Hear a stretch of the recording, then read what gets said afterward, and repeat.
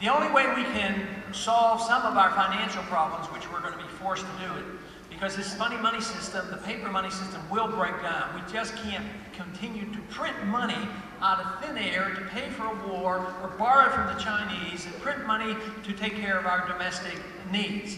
And a lot of people will say, this sounds like you want to go back to the gold standard, and they make fun of it. But you know, if you believe in this issue of sound money, turn it around. It's the people who believe in paper that's so silly. Put numbers on a piece of paper and call it value, that makes no sense whatsoever to me.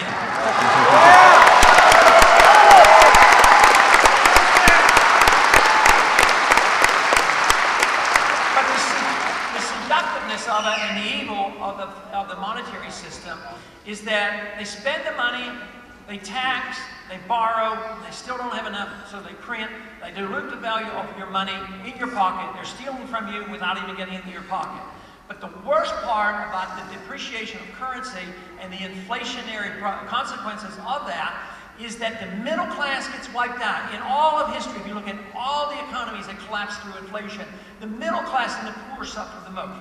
The poor, especially on fixed incomes, they never are able to keep up. But there's a certain class of people who benefit, because it's the class that gets to use the money first.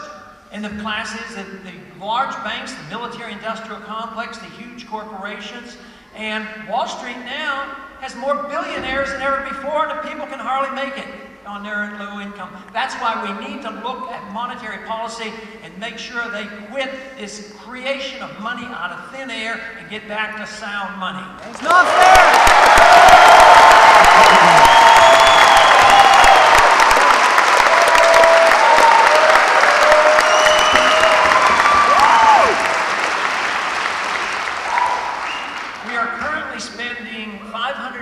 A year that we don't have. That's the rate the national debt is going up. They won't tell you that. They'll say the deficit this year was $187 billion, but they don't count what they borrow from the Social Security and other trust funds, from the HIDE funds. They just, put a treasury bill and say that they owe it.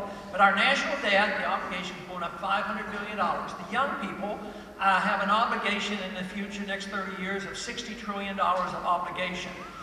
And a lot of people in the media especially come out, why is it that the young people get enthusiastic about what you're doing? Why do they care about that? It's not too complicated.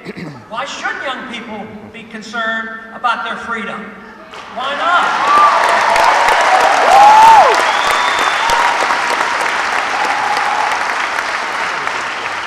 And in spite of the criticism about our public school system, I know one thing, the young people have learned their arithmetic and have figured it out. They're getting a bum deal on what they're inheriting.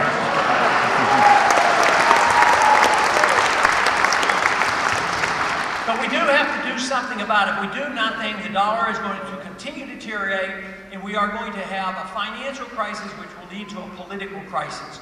Great empires, countries that have stretched themselves too far, and for financial and economic reasons.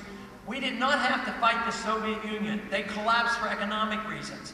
Most other nations have collapsed for economic reasons, and not because of invading forces, even if you go back all the way to Roman times.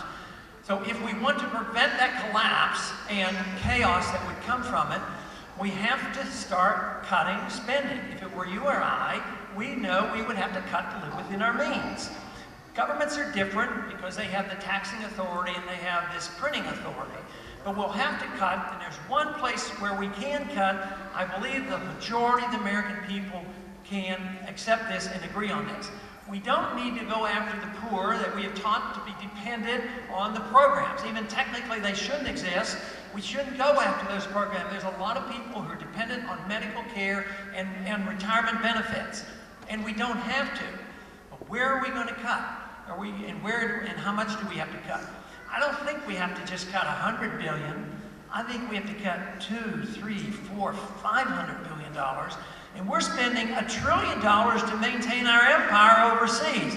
We have to end the empire and come home.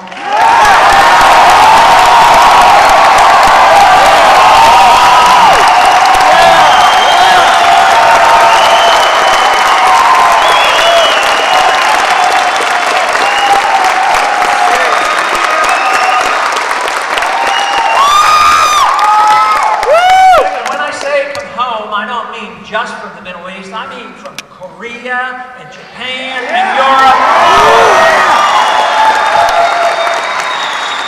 We're in 130 countries. We have 700 bases overseas, and we have had some blowback in this country that has come as a consequence of our foreign policy.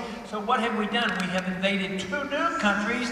Our men and women are dying over there, and we're going broke, and we're building permanent bases over there. We're building an embassy in Iraq bigger than the Vatican. It makes no sense. We're taxed as a people to go over and bomb and destroy a country and bomb their infrastructure. Then we're taxed to go over there and rebuild it. At the same time, our bridges are falling down and our levees are collapsing. We need to spend the money at home.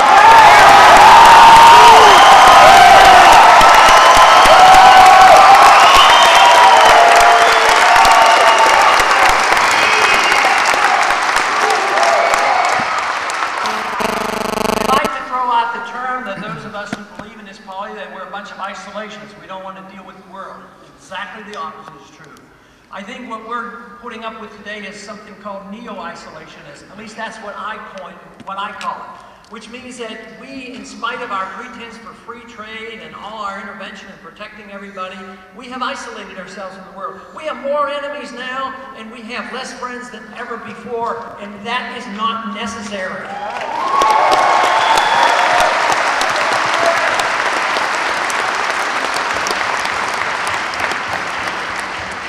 Were not non-interventionists. They were non-interventionists. They were not isolationists. They preached the fact that we should travel and trade and be friends with people. And if we got along with people, we would more likely not fight with them. And that is so true. The more we fight with them, and the less diplomacy, the worse it is for us. Just think, I think back to the 60s. I was drafted in 1962 during the missile crisis, and I was in the Air Force for 5 years. I never had to go to,